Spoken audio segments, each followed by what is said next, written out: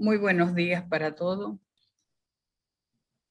Hoy, 1 de mayo, la Federación Teosófica Interamericana les da la bienvenida a la charla dominical.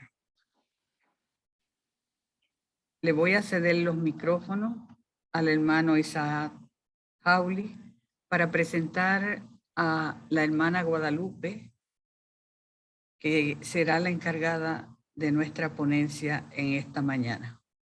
Adelante, Isaac, por favor. Muchas gracias. Bienvenida, Guadalupe. Su nombre completo de la hermana es Guadalupe Antonia Domínguez Márquez, que nació en la Ciudad de México en 1983. Estamos encantados de que tú estés en este programa de los domingos, y tu colaboración es muy importante, y sobre todo un tema que vas a presentar que no es muy común porque tú tienes más un estudio y una especialización en esa línea. Pero quisiera comentar sobre Guadalupe lo siguiente: es licenciada en Lengua y Literaturas Modernas, en Letras Alemanas, por la Facultad de Filosofía y Letras de la UNAM, en México, donde también cursó la maestría y el doctorado en Letras. En 2020 se doctoró con una tesis de la literatura comparada sobre la obra novelística del escritor austriaco Gustav Meyrink y su relación con la tradición esotérica occidental. Desde 2011 se desempeña como docente en el Colegio de Letras Alemanas de la FFIL, donde ha impartido distintos seminarios sobre literatura y lengua alemana, así como cursos de historia cultural europea. Actualmente forma parte del Seminario de Investigación Permanente de los Estudios de Esoterismo Occidental desde América Latina en el IIFL de la UNAM. Entre sus líneas de investigación se encuentra la literatura en lengua alemana de fin del siglo XIX y principios del XX, la recepción de la literatura alemana en la literatura latinoamericana y la expresión literaria de este tema esotérico. Ha publicado artículos en el área de la literatura comparada, como Concepciones teosóficas de la naturaleza del ser y su representación en las novelas de Gustav Meyrink, en el 2017. El retorno a Hiperbórea, el mito polar y de su imaginario, en la ELA de Miguel Serrano, 2021.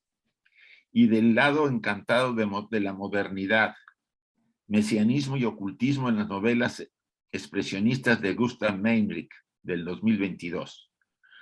Pues sí, Guadalupe, te damos la bienvenida y confiamos que no sea la última vez que estés con nosotros, sino que en el programa que tenemos de todo el año, en los domingos, nos vuelvas a acompañar. Sí, por favor, Magali. Gracias, bienvenida, Guadalupe, bienvenidos todos. Te recibimos con mucho cariño los hermanos de la Federación Teosófica Interamericana en nuestro trabajo dominical. Vamos a unirnos todos en un pensamiento de armonía y paz para toda la humanidad con nuestra invocación a la unidad. Oh vida oculta que vibras en cada átomo. Oh luz oculta que en toda criatura brillas. Oh amor oculto, que todo lo abarcas en la unidad. Que cada ser que se sienta uno contigo, sepa que es por tanto uno con todos los demás.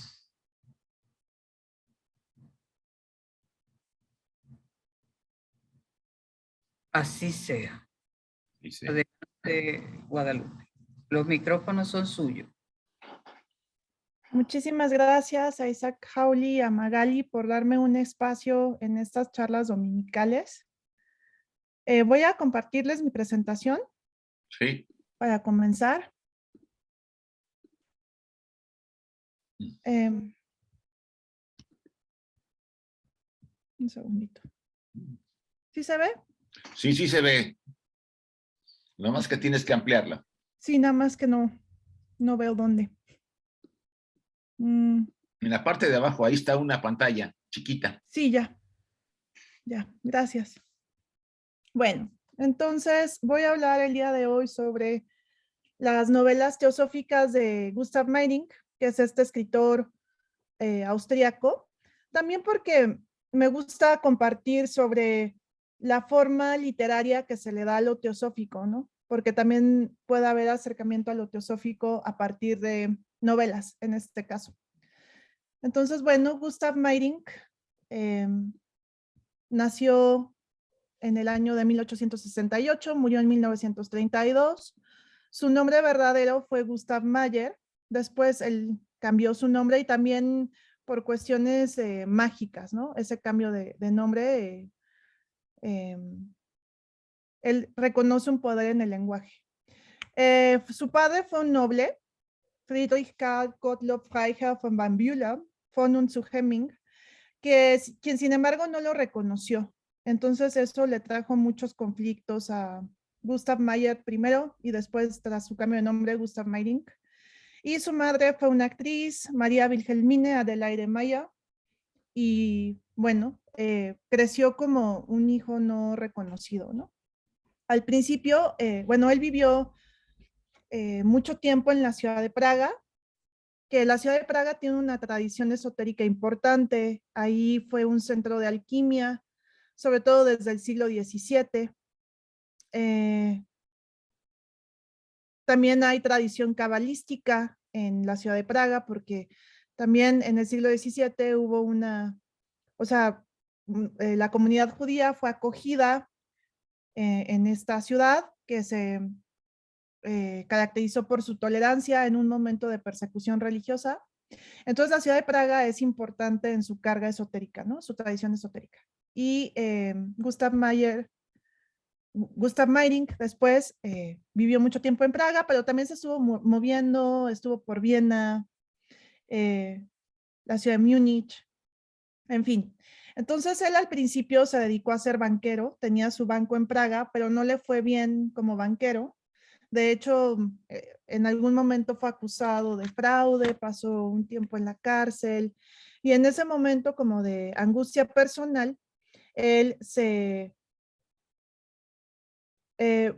cambia el rumbo de su carrera, surge su interés por el ocultismo, que a finales del siglo XIX y principios del XX es muy fuerte en Europa, hay muchas corrientes, y él pues una vez que cambia de profesión, o sea, se va a volver escritor y le va a ir muy bien, va a ser exitoso en sus novelas, en sus textos.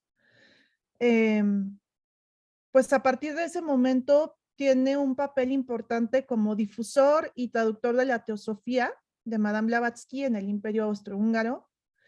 Y pues estuvo involucrado en muchos círculos esotéricos de finales del siglo XIX y principios del XX.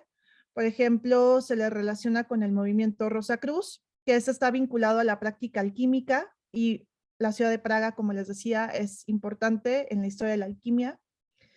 Perteneció al círculo del maestro Alois Mailänder, que también viene de esta tradición Rosacruz y de una mística germana como luterana. Perteneció a The Hermetic Order of the Golden Dawn, que es este grupo ocultista británico. También perteneció a la Orden del Satbai. Al principio frecuentó círculos espíritas. Cuando tuvo su involucramiento con la teosofía, tuvo correspondencia con Annie Besant, porque era la época en que Annie Besant, después de que hubiera desencarnado Madame Blavatsky, Annie Besant se ocupa del liderazgo de una rama teosófica, ¿no? Y también al final de su vida, hacia finales de su vida, se convirtió al budismo y practicó yoga. Entonces, es de los pioneros en la práctica de yoga en Europa. Y pues es una figura muy importante porque él está como articulando muchas corrientes esotéricas en Europa en el cambio de siglo. pues les voy a dar un panorama chiquito de cómo estaban las logias teosóficas en los territorios alemanes. En realidad, pues hay dos grandes imperios, ¿no? El imperio alemán y el imperio austrohúngaro. Entonces, en el imperio alemán, la primera logia teosófica fue fundada por Franz Hartmann en 1896. Franz Hartmann es muy importante, fue muy cercano a Madame Blavatsky, de hecho pasó un tiempo en Adyar, y es el editor de una revista importante en lengua alemana de difusión teosófica, que es Lotusblüten o Las Flores del Loto. Tradujo la Bhagavad Gita al alemán, por ejemplo. Entonces, Franz Hartmann es una figura muy importante también en la difusión de la teosofía en territorios de habla alemana. En el Imperio Austrohúngaro, pues Gustav Meyrink participó en la fundación de la primera logia teosófica en la ciudad de Praga en 1891 y se llamó la logia, bueno, Loge zum Blauen Stern, y en español la logia de la estrella azul, ¿no? Que fue con mucho secreto y mucha discreción, siguiendo un modelo masónico, porque todos este tipo de agrupaciones en logias estaban prohibidísimas en el Imperio Austrohúngaro. Otros personajes que acompañaron a Gustav Meyrink en la fundación de la Logia de la Estrella Azul en la ciudad de Praga fueron Karl Weinfurter y Friedrich Eckstein, que después él también fue maestro de Rudolf Steiner, ¿no? Entonces son personas que están pues vinculando diferentes grupos y corrientes esotéricas. Eckstein había recibido un permiso directo de Madame Blavatsky para la fundación de la logia en Viena primero, o sea, Eckstein había primero fundado la logia teosófica en Viena y después ayudó a la fundación de esta logia en Praga. En la logia de la Estrella Azul, a la que perteneció Gustav Meyrink, se discuten temas de mística, hinduismo, budismo, taoísmo, los Vedas y los Upanishads, el yoga, etc. Y aquí tengo fotos de estos personajes muy importantes en la difusión de la doctrina teosófica en territorios de habla alemana, ¿no? Eckstein, Weinfurter y Franz Hartmann, quien pasó un tiempo en Adyar, de hecho. Y una cita sobre de este personaje de Karl Weinfurter sobre lo que se leía en la logia de la Estrella Azul, donde la que ayudó a fundar Gustav Meyrink, y que de hecho se reunían en su casa, o sea, las reuniones de logia eran en casa de Gustav Meyrink. De repente en cafés, pero en su casa. Entonces dice, nuestra lectura era Sinet, la enseñanza esotérica, los escritos de Mabel Collins, Luz en el Sendero, algunos escritos de Elena Petrovna Blavatsky, aquí está mal escrito, pero así lo dejo porque así está en el original. La novela Zanoni de Edward Bulwer Lytton, que es también una novela interesante de contenido esotérico. Strange Story, los escritos de Kerning y también más tarde una serie de escritos ingleses y toda la literatura mística alemana que Gustav Meyrink conseguía. Cuando podíamos hacer tiempo de alguna u otra forma, nos reuníamos a diario en un café de Praga donde desmenuzábamos nuestras opiniones, comentábamos los libros leídos y proponíamos el camino que debía seguir este o aquel. Entonces, esto es como un testimonio sobre sus actividades en la logia. Y si bien Gustav Meyrink pues estuvo muy comprometido de inicio con la teosofía, pues hubo un eventual alejamiento. Bueno, ¿qué afectó? Pues el caso Coulomb, ¿no? Que en general afectó mucho a la sociedad teosófica con el informe Hodgson, ¿no? Hecho por la London Society of Psychical Research, que pues fue un golpe muy duro para Madame Blavatsky, para la sociedad teosófica, afectó mucho internacionalmente, aunque casi 100 años después, en la década de los 80, en el siglo XX, en 1980, ese informe Hodgson fue revisado y fue anulado. O sea, como que quedó claro que no se hizo bien, que no... Bueno, pero en fin, el mal ya estaba hecho, ¿no? Para la teosofía con ese informe. Entonces, eso de momento, pues, surgió, o sea, dudas, ¿no? Con Meyrink en torno a la teosofía. Sin embargo, él se mantiene hasta militante incluso, porque, bueno, ayuda a fundar la logia de la Estrella Azul. Y Meyrink, como Blavatsky había desencarnado ese mismo año, en 1891, en realidad con quien tuvo más contacto fue con Annie Besant y con Charles Leadbeater. Y de hecho se adhirió al Eastern School of Theosophy, ¿no? Que fue como se le llamó ya bajo la tutela de Annie Besant y Leadbeater, que, bueno, quienes encabezan la así llamada segunda generación teosófica, ¿no? Y Gustav Meyrink fue aceptado en el círculo interno de la sección esotérica de la Eastern School, pero permaneció solo algunos meses con él porque después tuvo, o sea, tenía correspondencia con Annie Besant, pero tuvieron diferencias en torno a la práctica del yoga y ahí vino pues un distanciamiento pues todavía mayor de Gustav Meyrink con respecto a la teosofía.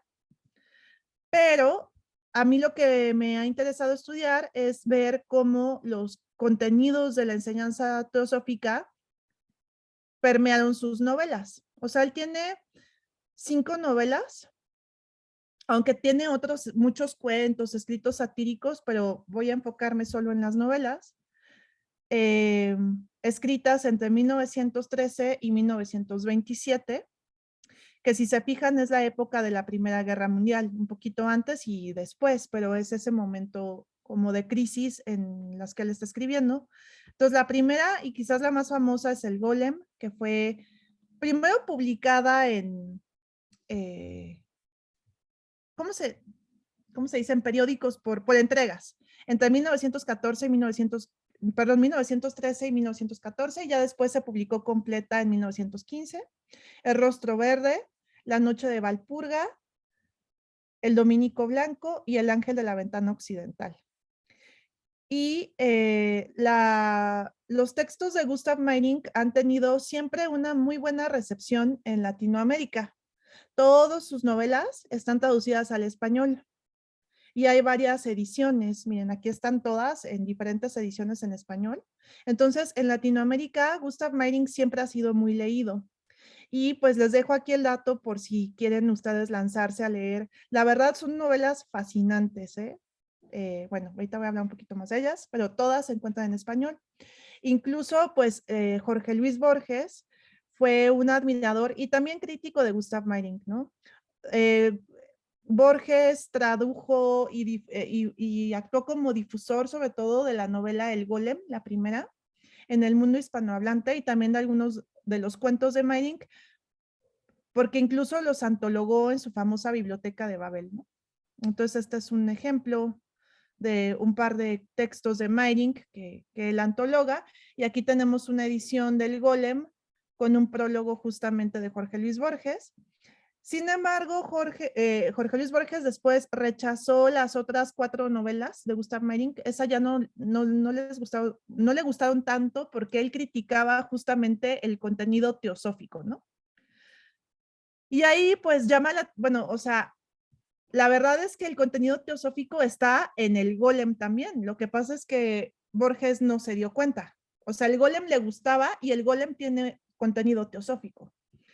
Y la hipótesis mía es que pues este rechazo a la cuestión teosófica pues estuvo influido en los años 30, porque en esa época Jiddu Krishnamurti pues rompió con la sociedad teosófica, ¿no? Con Annie Besant, con Leadbeater, y eso pues causó, pues es una ruptura, ¿no? Es una ruptura, hubo una especie de escándalo, y pues en ese contexto de este escándalo se explica esta posición de Borges, ¿no? Pero todas las novelas de Meyrink tienen contenido teosófico. Bueno, en cuanto a Alemania, o sea, las novelas de Meyrink se relacionan estéticamente con el movimiento expresionista alemán, que pues tiene muchas manifestaciones, ¿no? Por ejemplo, en el cine hay muchas películas importantes que fueron producidas en esa época. Quizás les suenen algunas de ellas a ustedes. Aquí tenemos Nosferatu, Metrópolis, el gabinete del doctor Caligari, y algo que caracterizó al movimiento expresionista en el arte, ¿no? Fue la distorsión de las formas. Vean este póster, ¿no? El horror, el grotesco, la abyección, la violencia también. Eso en cuanto a la estética, ¿no? A cómo se ve. En cuanto a temas, pues les inquietaba mucho la búsqueda de la renovación espiritual. Tenían la idea de que iba a nacer un hombre nuevo, Neuer Mensch en alemán. También de que posiblemente estábamos en medio del apocalipsis. Recuerden que es la época de la Primera Guerra Mundial, ¿no? Que fue muy traumatizante. Pero también es un momento mesiánico, ¿no? Como esta idea de que puede venir un momento de renovación. Entonces, contexto Primera Guerra Mundial, y ahí pues están rompiendo muchos paradigmas, ¿no? En el ámbito de la política, de las artes, de la filosofía, la ciencia. Es un momento de inestabilidad en general. Y pues en un sentido esotérico, este momento de violencia por la guerra, de sufrimiento, de quiebre, pues también es propicio para la renovación, y ahí es importante la alquimia, ¿no? Con todos sus pasos, sus etapas, el nigredo, albedo y rubedo, de las cuales he hablado en otra charla que di para la Logia Aura. Hablé sobre la alquimia y la tradición alemana. Entonces, pues si bien es un momento muy difícil, pues justamente en esa dificultad y en ese sufrimiento está la posibilidad de la transmutación y de la purificación alquímica. Entonces, pues yo últimamente he aventurado la hipótesis de que puede hablarse de un expresionismo esotérico, justamente por el tipo de novelas como las de Meyrink que se están escribiendo. El expresionismo, eso que les decía de la violencia, la distorsión, a nivel estético, pues lo ejemplifico con algunos cuadros. Estos dos son de Otto Dix, quien fue soldado también en la guerra, y se ve el sufrimiento, el horror, la muerte, ¿no? Pero también uno, o sea, es importante tener esto en cuenta porque en términos alquímicos, pues esto es el nigredo, ¿no? Es la muerte, la putrefacción, pero ya en vías de una purificación, ¿no? Y un renacimiento en niveles más elevados del ser. Estos son cuadros de Georg Gross, otro pintor de la época. Entonces, esa es un poquito la estética y el movimiento en el cual, artístico, al cual pertenece Gustav Meyrink y sus novelas. Y pues de las 5 novelas podemos decir que tienen temática alquímica, o sea, todos sus protagonistas son alquimistas. En todas las novelas, en las 5, son alquimistas que están buscando culminar la gran obra, este proceso de purificación y transmutación, junto con su consorte, porque siempre es el alquimista y su consorte, la soror mística, y pasan por, bueno, aquí me equivoqué, aquí debía de ser nigredo, albedo y rubedo, que son las 3 etapas, ¿no? La putrefacción, la purificación y la revivificación, que de hecho tienen sus colores también, negro, blanco, rojo. Y como he podido compartirles en otra oportunidad en Logia Aura, pues la tradición alquímica es súper importante en la tradición alemana, en la historia alemana. De hecho, pues está ahí el movimiento Rosacruz, que es prácticamente sinónimo con la alquimia desde el siglo XVII. Y de hecho, la primera novela alquímica fue escrita en el contexto alemán. Die Himmlische Hochzeit Christian Rosenkreuz, o la boda alquímica de Christian Rosenkreuz, escrita por Valentin André en 1616. Entonces, esta es la primera vez que la alquimia pasa a la literatura. Y bueno, como es tradición alemana, la cuestión alquímica es muy fuerte, y todas las novelas de Gustav Meyrink tienen que ver con la realización de la gran obra. Pero ya elementos teosóficos específicos en las novelas de Gustav Meyrink, pues en primer lugar tenemos la integración de la noción de reencarnación, ¿no? Porque justamente con la integración por Madame Blavatsky de elementos del hinduismo y del budismo, pues entra a la tradición del esoterismo occidental estas nociones, ¿no? Tomadas del hinduismo y del budismo, como la reencarnación.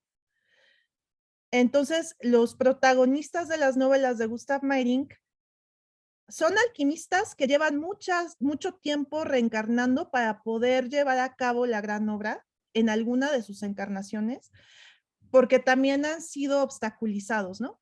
Por entidades antagónicas, digamos, que no los han dejado culminar la gran obra. Y otra cuestión importante teosófica es que la caracterización de los protagonistas de estas novelas se da de acuerdo con el modelo septenario teosófico y con estas nociones de los niveles del ser según la teosofía, como la personalidad, la individualidad y el ser superior, ¿no? Entonces, ¿cómo se ve esto? Bueno, todos conocemos, me imagino aquí, el modelo septenario teosófico, ¿no? Con esta tríada superior o mónada, el ser superior, imperecedero, Atman, Buddhi, Manas, ¿no? Y el cuaternario inferior, que va, pues, o sea, esto es ir de lo más denso a lo más sutil, ¿no?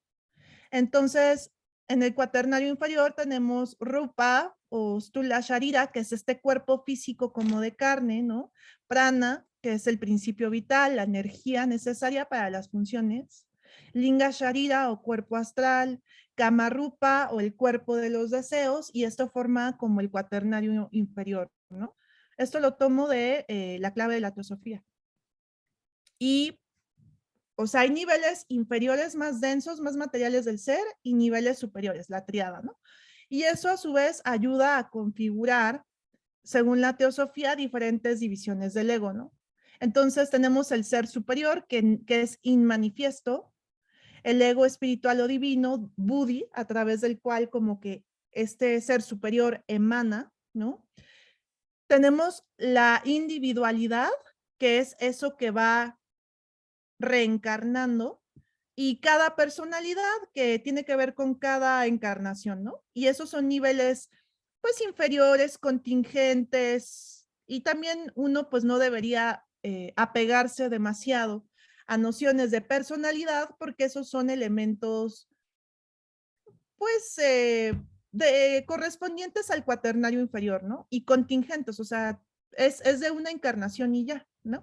Entonces la idea sería pues irse más bien identificando con los superiores, ¿no? Con los niveles superiores. Bueno, entonces uno puede leer en textos teosóficos que cuando Madame Blavatsky, por ejemplo, explica estos niveles, ¿no? La personalidad, la individualidad, el ser superior, muchas veces usa metáforas como ya fijas, ¿no? Por ejemplo, está la metáfora del hilo y las perlas para referirse a la individualidad y las personalidades, ¿no? O sea, el hilo sería la individualidad, eso que va encarnando, y cada perla sería como cada encarnación, ¿no? Cada personalidad de la misma individualidad. También usa Madame Blavatsky la metáfora de un actor que usa disfraces, ¿no? El actor sería la individualidad, que cada vez que encarna en una personalidad diferente es como si fuera el mismo actor que se viste se pone un disfraz distinto, ¿no? Esos elementos contingentes que también en términos teosóficos se llaman skandhas. Bueno, para ejemplificar cómo aparecen estas metáforas teosóficas en la novela El Golem, ¿no? Se habla, bueno, un personaje tiene una visión, ve unas figuras, ¿no? Dice, pero ninguno de estos seres tiene permanencia alguna. Son series de perlas deslizándose por un hilo de seda, notas únicas de una melodía que emanan de una boca invisible.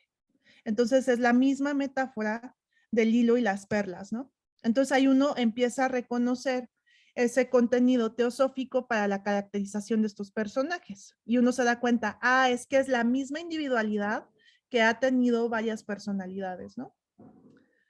Entonces este es un ejemplo en el Golem.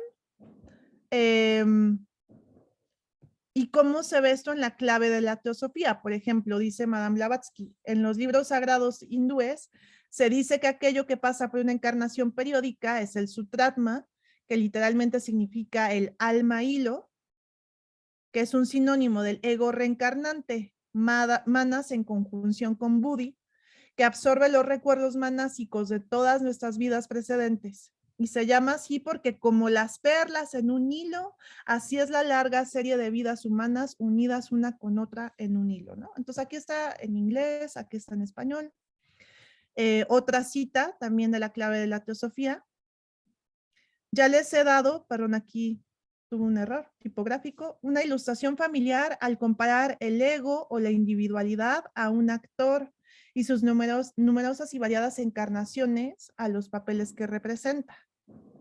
¿Llamarías a esos papeles o a sus disfraces la individualidad o al actor mismo?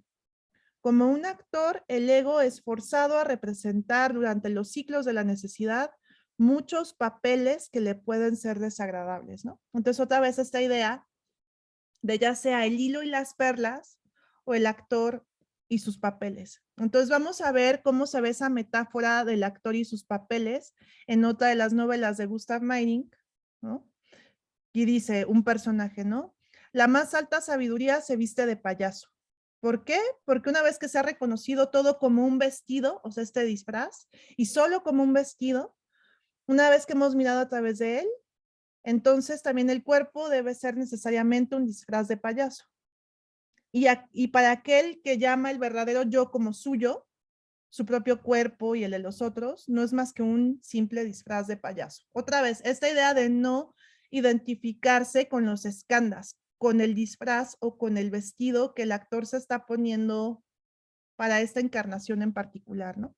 Entonces, a través de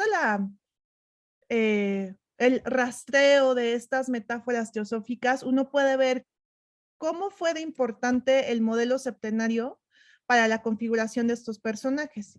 Y yo creo que ustedes, con todo su conocimiento sobre teosofía, cuando leen las novelas, les quedaría, o sea, si leen las novelas, les quedaría muy claro todo esto, ¿no? Hablamos también de la cuestión de la reencarnación, que pues la sociedad teosófica fue una de las más importantes difusoras de estas nociones en el mundo occidental. Muchos intelectuales se enteraron por primera vez de ideas como karma, reencarnación, manas, buddha y todo esto a través del contacto con la teosofía y el trabajo en logias. Bueno, entonces aquí otro personaje en otra novela se da cuenta de que, yo soy una individualidad que ha estado reencarnando, ¿no? Como que les cae, tienen esta anagnórisis, ese es el término literario, como se dan cuenta de sus encarnaciones, ¿no? Entonces dice, necio, que todavía no te reconoces a ti mismo, ¿qué es el tiempo? ¿Qué es la metamorfosis? Aún después de centurias sigo siendo yo después de la centésima tumba, yo después de la centésima resurrección, ¿no? Entonces, en algún momento los personajes de sus novelas se dan cuenta de eso, de que llevan muchas encarnaciones tratando de alcanzar, bueno, de completar la gran obra, ¿no? La alquimia, lograr la purificación. En esta novela El Golem, bueno, es que no solo los personajes, los protagonistas reencarnan todo el tiempo, sino también sus antagónicos, ¿no? Los antagonistas, los que han tratado de obstaculizarlos, también están reencarnando y reencarnando. Por ejemplo, en esta novela se dice de uno de estos personajes antagónicos. Sí, la pelirroja Rosina, ese también es un rostro del que uno no se puede desprender y el que uno sigue, y al que uno ve emerger siempre de los recodos y esquinas, dijo de pronto Tzvak, así sin más. Esta sonrisa petrificada y maliciosa la conozco desde hace toda una vida. Primero la abuela y luego la madre, y siempre la misma cara, ni un solo rasgo diferente. El mismo nombre de Rosina, siempre es la resurrección de la otra. Entonces aquí también la idea de reencarnación, pero en este caso de personajes antagónicos que están ahí para obstaculizar la obra alquímica, ¿no? Otra de las cuestiones teosóficas que encontramos en las novelas de Meyrink es el rechazo al espiritismo. Y tenemos la explicación teosófica de los fenómenos espíritas como vampirización de los cadáveres astrales. Ahorita, o sea, es que para la teosofía de Madame Blavatsky, lo que se manifiesta en la séance espiritista a través del medium, pues no es el espíritu del muerto, sino los cascarones, ¿no? Los cadáveres astrales que quedan ahí como suspendidos, o también puede ser algún otro tipo de entidades que se encuentren en el mesocosmos, que pueden ser buenas o malas y no sabemos realmente qué es, y que, bueno, el medium presta su cuerpo astral y que ese cuerpo astral puede ser parasitado o vampirizado por estos cadáveres astrales, ¿no? Y dar una falsa idea de estos fenómenos. Entonces, en las novelas de Meiring vamos a encontrar que el medium espiritista es antagónico, es uno de los malos, ¿no? Porque aquí el espiritismo va a ir vinculado a la idea de materialismo, ambición y falsa alquimia. Por ejemplo, en la novela de El Dominico Blanco se habla de la falsedad del fenómeno espírita, ¿no? Porque hay una escena donde se asiste a una séance espiritista y se manifiestan ciertos fenómenos, pero aquí se revelan como falsos, ¿no? O sea, aquí va la explicación teosófica. Entonces dice el narrador, eso que lleva la máscara de Ofelia, porque están tratando de llamar a una persona que murió que se llama Ofelia, ¿no? Pero solo es la máscara, o sea, son los cadáveres astrales. No es un ser con sustancia espacial, es la imagen en la memoria del maestro tornero, el maestro carpintero es el medium, ¿no? Que bajo ciertas condiciones metafísicas, cuyo desarrollo y principios desconocemos, se ha vuelto visible y palpable. Quizás con el diabólico propósito de ensanchar todavía más la brecha que separa el reino de los muertos de los vivos. El alma de la pobre histérica costurera, esta es la medium, perdón, aún no cristalizada en una forma de personalidad pura, ha surgido del cuerpo de la medium como una masa magnética plásticamente moldeable y ha formado la envoltura con la cual la nostalgia del viejo maestro creó ese fantasma. Entonces, bueno, aquí se habla de que los fenómenos espírita están siendo creados de los propios anhelos, pensamientos, deseos de los que están presentes en la séance, del cuerpo astral del medium o la medium y de esos cascarones, de esos cadáveres astrales que están como flotando, ¿no? En estos niveles más sutiles. Entonces, Gustav Meyrink adopta la visión cautelosa de la teosofía con respecto al espiritismo, ¿no? Que, bueno, muchos personajes como Gustav Meyrink comenzaron, o sea, su primer encuentro con el mundo esotérico fue a través del espiritismo, ¿no? Y después se adoptaron posturas muy críticas con respecto a los fenómenos del espiritismo. Y bueno, nosotros sabemos también que Madame Blavatsky, Henry Steele Olcott al principio frecuentaban pues las séances, los ambientes espiritistas, pero con la intención de aclarar la verdadera naturaleza, digamos, de ese tipo de fenómenos o manifestaciones, ¿no? Con la idea de, pues, alertar a la gente de tener cuidado. Seguimos con el rechazo al espiritismo. En esta novela, El Dominico Blanco, por ejemplo, se dice, siento con certeza que está a punto de llegar el momento en que la enseñanza del mediumismo, o sea, los mediums, el espiritismo, anegará a la humanidad como una ola pestilente. El abismo de la desesperación devorará a los hombres cuando vean, después de un breve frenesí de felicidad, que los muertos que se levantan de las tumbas mienten, mienten, mienten, con mucho más coraje que lo que cualquier otra criatura de la tierra sería capaz. Son espectros demoníacos, embriones brotados de una especie infernal, ¿no? Bueno, porque ni siquiera son los muertos, ¿no? Son los cascarones astrales o algún otro tipo de entidad maligna del mesocosmos. Aquí viene de la clave de la teosofía la explicación de cómo funcionan los fenómenos mediúmicos, ¿no? De cómo, pues, eso que se materializa, pues, es una no entidad, o si sí es una entidad astral o fluida, pues es que vive por procuración del medium, ¿no? O sea, el medium le presta su cuerpo y es a través de ese cuerpo astral que se puede manifestar.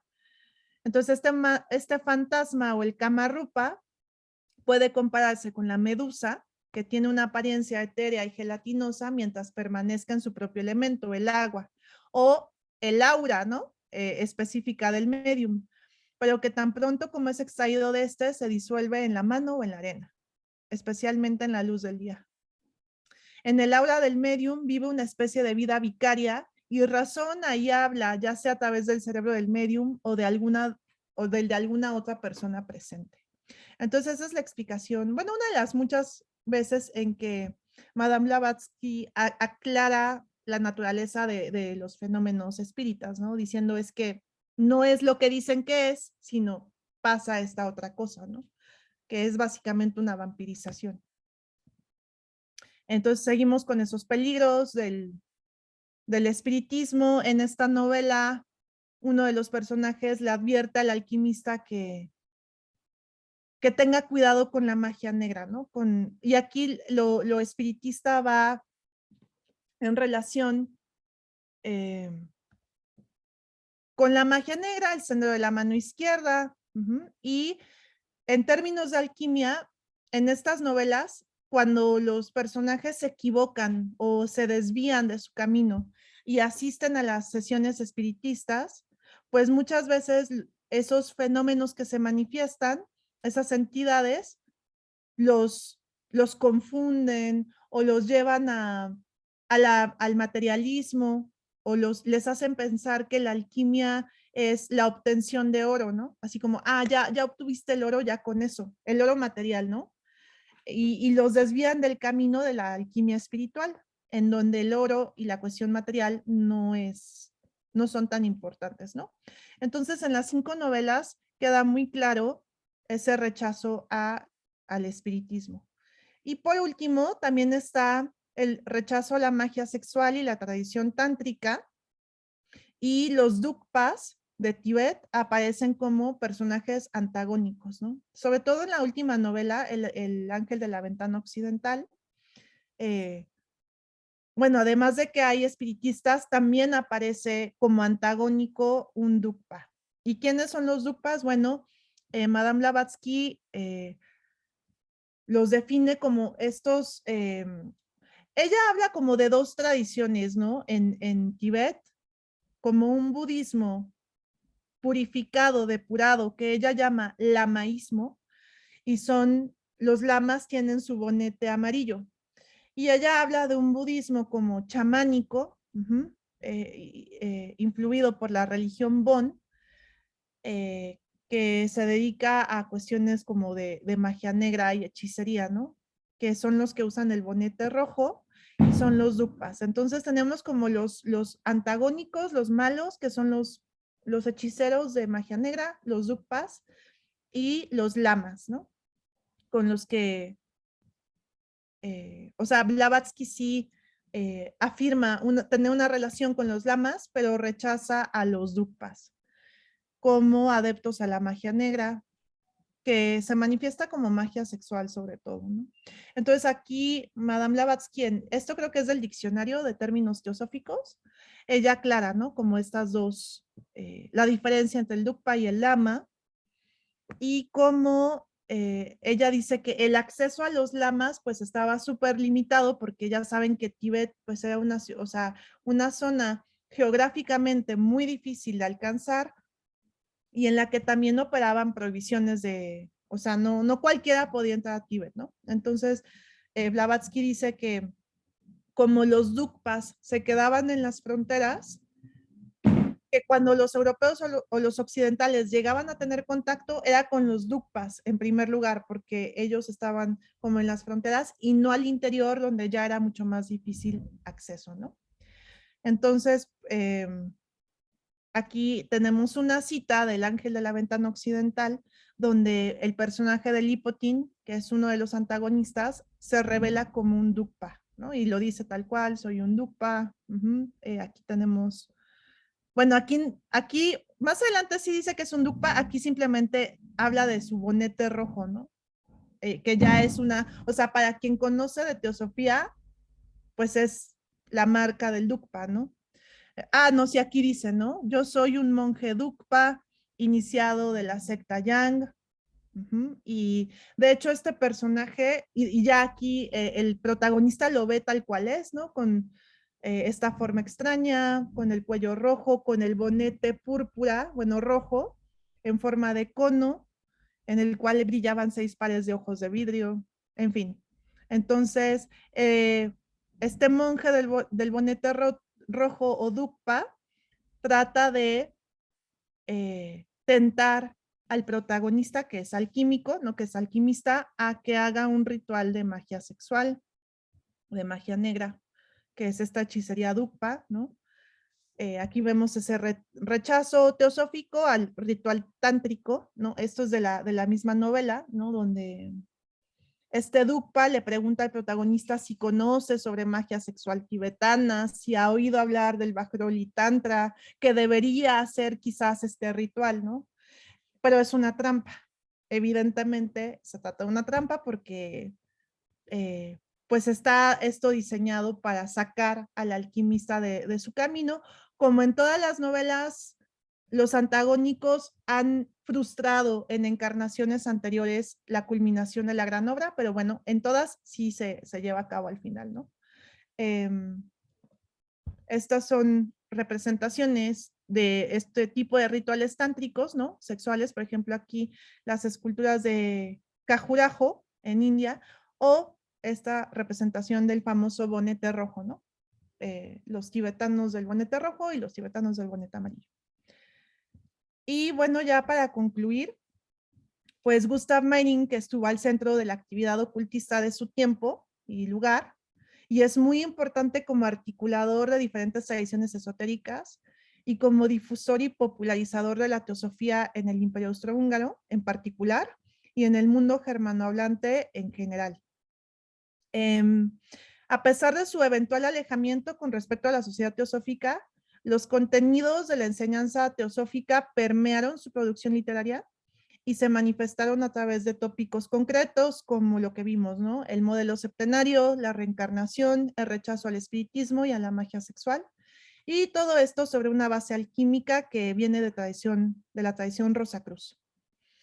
Y vemos que cuando los contenidos esotéricos se adaptan a lo literario, pues van a tomar elementos estéticos de otros movimientos artísticos como el expresionismo alemán, estas distorsiones, lo violento de lo que hablé.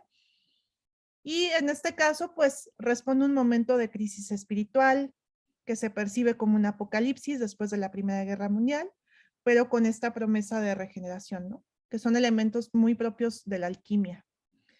Y asimismo, encuentra en el género fantástico, porque hablando ya de géneros literarios, estas novelas son novelas fantásticas de modalidad gótica, y ahí en lo fantástico, en la literatura fantástica, se encuentra un buen medio de expresión.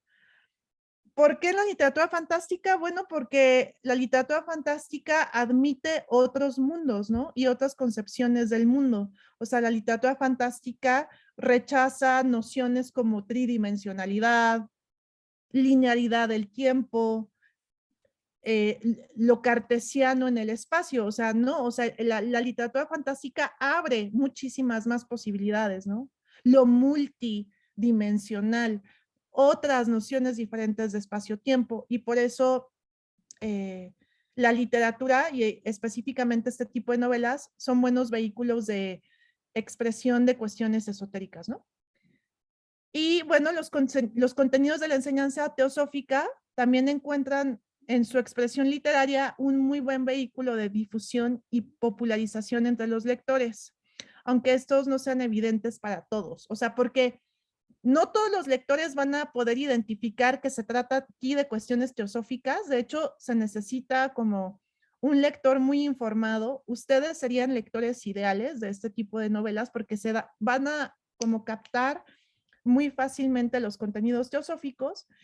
Sin embargo, como he hablado antes, las novelas de Meyrink han sido muy populares en Latinoamérica, por ejemplo. Y ahí hay como difusión y de contenidos teosóficos que la gente las puede estar leyendo y no se da cuenta, ¿no? Lo cual es como interesante también la literatura fantástica como un medio de difusión teosófica. Y bueno, ahí está la bibliografía. Y les agradezco mucho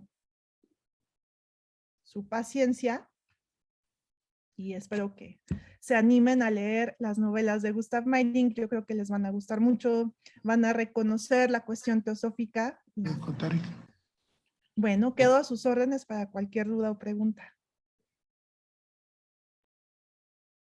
Magali, tu micrófono, Magali. No quiero. Gracias Guadalupe por tu ponencia.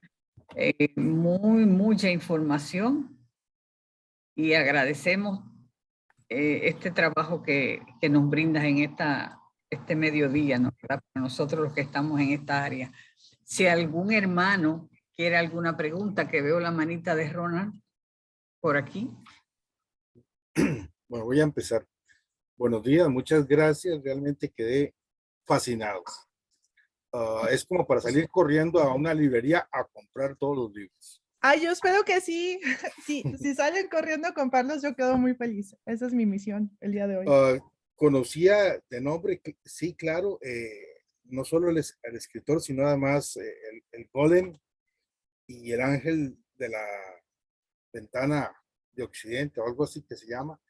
Y igualmente el de La noche de Walpurga, creo que se llama. Pero en realidad no los he leído nunca. De todo esto solo me queda una pregunta para hacerle. Y repito, increíble su conocimiento, el enfoque tan perfecto que hacen entre la literatura y la teosofía que está inmersa ahí. En el caso del golem, que más o menos entiendo, digamos, lo que podría ser un golem, ¿verdad? Algo así como un ser inanimado, un ser que se fabrica de materia inanimada, para decirlo así en poquísimas palabras. Conceptualmente, digamos, y sin haber leído el golem, sino nada más desde el punto de vista conceptual, entonces podría llegar a pensarse que nosotros hasta cierto punto, mientras no tomemos conciencia de lo que somos casi como golem. Sí, porque en todas estas novelas un aspecto importante siempre es la anagnórisis o el reconocimiento, o sea, como que se dan cuenta los protagonistas justamente que hay una labor espiritual por delante, ¿no? Alquímica, purificadora, y esa purificación implica pues desidentificarse con la parte de barro, ¿no? O sea, el golem es un nombre de barro. Y ahí hay otra tradición que intersecta, que es la cuestión cabalística, que ya sería como tema de otra charla, pero digamos, en el contexto de las novelas meirinkianas, el golem en sí tiene varios significados. Uno es como metáfora de esos niveles densos, bajos, contingentes, skandhas, ¿no? Con los que uno no debería identificarse demasiado, pero también funciona, en la tradición alquímica se habla del Mercurius. El Mercurius es el catalizador de la obra, o sea, es el catalizador que desata este proceso de la alquimia que es sintético, o sea, es unir. Por eso la alquimia se conceptualiza en términos de una boda entre el alquimista y su consorte, ¿no? Que en otra ocasión ya he hablado de las consortes, en fin. Entonces, en la novela, la aparición del golem tiene este sentido, o sea, la aparición del golem desata la anagnórisis, el proceso en los personajes, ¿no? Entonces ahí cumple la función del intermediario, del Mercurius alquímico. Gracias, Guadalupe. Gracias, Ronald, por tu pregunta. Vamos a pasar, Isaac, por favor, tiene una pregunta. Guadalupe, pues muchas gracias por tu presentación. Yo no había yo leído literatura sobre este autor. De veras, me has despertado la curiosidad y te hago dos preguntas que son más bien simples. ¿Esta literatura la podemos conseguir en México? Sí, o sea, es que siempre, desde principios del siglo XX, siempre ha habido traducciones al español. Ah, bueno, O eso es sea, uno. Manning se lee mucho en Latinoamérica.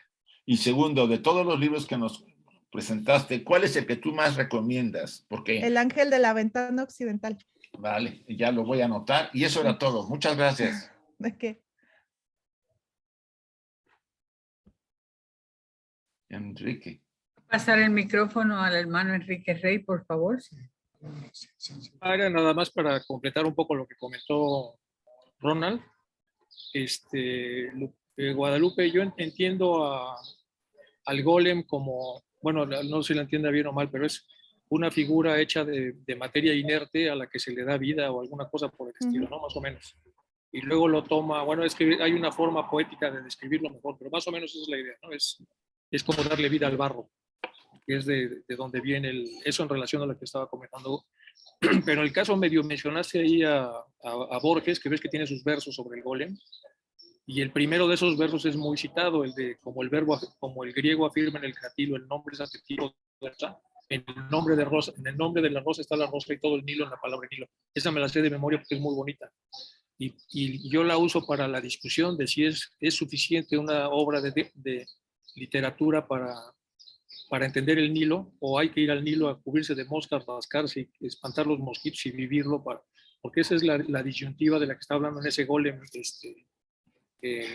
O sea, a lo que voy es que el tema es súper profundo en relación a lo que es la vivencia en su característica más profunda y lo que es la experiencia a través de la literatura. Y ahí se hace un enorme debate en relación a este sistema. Bueno, no estés de acuerdo o no, pero por lo menos Bueno, es que ahí es importante la tradición cabalística, porque ese golem legendario, ese hombre de barro, al que se le escribe una palabra sagrada para insuflarle vida, bueno, la leyenda dice que lo creó el rabino Lev en Praga en el siglo XVII. Por eso les digo que Praga es una ciudad como muy mágica, ¿no? De mucha tradición esotérica. Y pues era un sabio cabalista, y de hecho aparece como personaje de Rabino Lev en esta novela, la última, la del ángel de la ventana occidental, que les recomiendo mucho. Oye, y aparece en la Praga de Dickens también aparece ocultismo en todas las descripciones de Dickens, o no necesariamente, es una Praga diferente, es una más geográfica. Pues mira, yo de Dickens ubico más el Londres de Dickens que la Praga de Dickens. Tendría que leer más para poderte dar una respuesta informada, porque así no. Porque Praga es súper compleja también como ciudad, ¿no? Es en la música, en el arte, en la literatura. Sí. Y, por ejemplo, en el siglo XVII, pues Praga fue una especie de oasis, porque el emperador Rodolfo II del Sacro Imperio Romano Germánico protegió a muchos alquimistas. De hecho, en el castillo de Praga ahí está la calle de los alquimistas, y los protegió, y protegió a la comunidad judía. De hecho, Rodolfo, el emperador, era amigo del cabalista de Rabino Lev, creador del golem, según la leyenda. Entonces, si la alquimia sobrevivió, fue gracias a la protección que dio Rodolfo en Praga. Y en la política muy dura, porque de ahí viene la defenestración, es de ellos, ¿no? Echaban exactamente, a los políticos, que cuando muere... Deberíamos hacerlo nosotros también. Bueno, la defenestración fue el el inicio de la Guerra de los 30 años, que fue la última gran guerra de religión. Entonces, pues eran momentos muy terribles de persecución religiosa.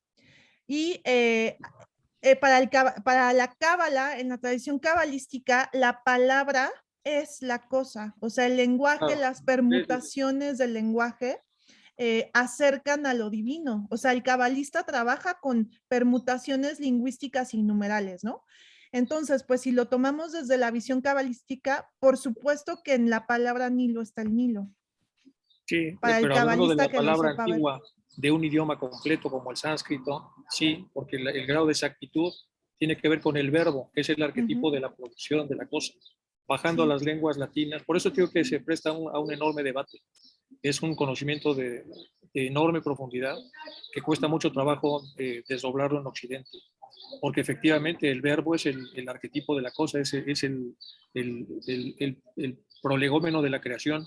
cuando el verbo es suficientemente exacto para poder representar a la parte arquetípica. Sí, bueno, es muy bonito que hayas hecho una conferencia así, que no es lo habitual en las conferencias que tenemos, y ojalá la gente se anime a ver estos temas. Y de Borges también, porque Borges no lo hace mal con su famoso Golem en verso que publica. Es muy bonito también esa obra. Bueno, era nada más, perdón por tanta Muchas ser tan gracias. metiche, pero bueno, me gustó mucho cómo lo manejaste. Gracias, gracias. Vamos caminando hacia Adriana para que Adriana el notario tiene una pregunta. Por favor, adelante, Adriana. Hola, buenos días. Realmente no es mi pregunta, es de la hermana Tere Ayala, que no puede expresarlo y me pide que le haga la siguiente pregunta. El término anagnosia que utilizó, ¿qué diferencia hay con epifanía? Ah, sí, el término anagnórisis. Anagnórisis viene de la tragedia griega, de hecho. O sea, es una cuestión como de origen literario, digamos, la diferencia, ¿no? En la tragedia griega, los personajes están cegados y en algún momento se les abre la conciencia, digamos, y se dan cuenta o sea, es una revelación de sí mismos. Y la epifanía, el concepto, no, o sea, la anagnórisis viene de lo literario. Me parece que la epifanía viene de como disciplinas, bueno, de la religión, ¿no? Es un concepto religioso que también tiene que ver con esta apertura de conciencia donde todo se vuelve claro. Entonces están muy vinculados los dos términos. Yo diría que la principal diferencia tiene que ver como que el origen, ¿no? Uno es un concepto literario, otro es un concepto religioso, pero tienen como la misma esencia de una revelación, de un abrir de ojos que da una revelación sobre la naturaleza del propio ser. Muchas gracias. Ok. Bueno, démosle las gracias. No hay más preguntas por el momento. Un comentario rápido, es como una comprensión de lo revelado, ¿estarías de acuerdo, no, Sí. Guadalupe? Es Sí, una comprensión. es como ver con el ojo interno.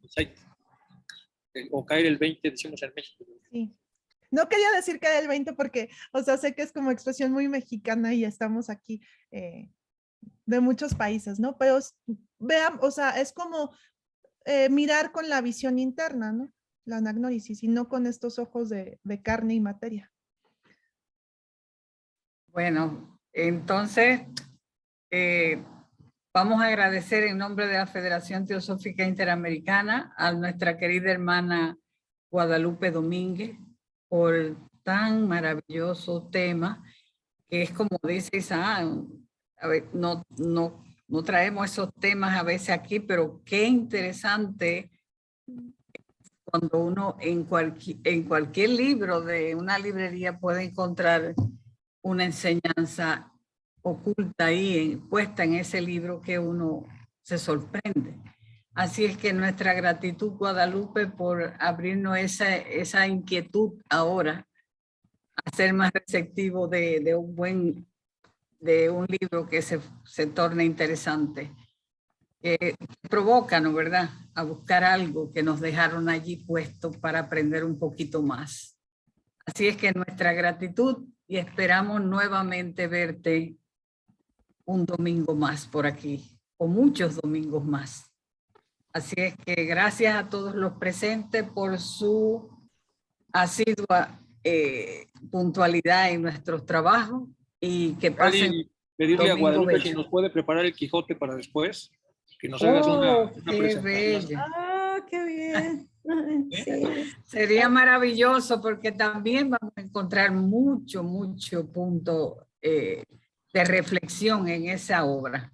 Uy, el Quijote está lleno de sabiduría esotérica, nada más que ahí sí se sale de mi área de especialización. O sea, pero eres teósofa. Pero pues vas a encontrarlo como nosotros encontramos los que hoy tú nos trajiste. Eso. Bueno, Linda, cuídese mucho, gracias y gracias a todos los hermanos que nos han acompañado. Gracias. No se pierdan, el domingo próximo vamos a tener la celebración del Día del Loto. por favor, necesitamos su presencia porque así los que no puedan asistir a ese día tan especial para todos los estudiantes de Teosofía van a tener una participación especial por este canal que hacemos todos los domingos para encontrarnos nuevamente. Y qué maravilla un día tan especial, el Día del Loto Blanco. Bueno, gracias. Gracias. Hasta luego. Gracias.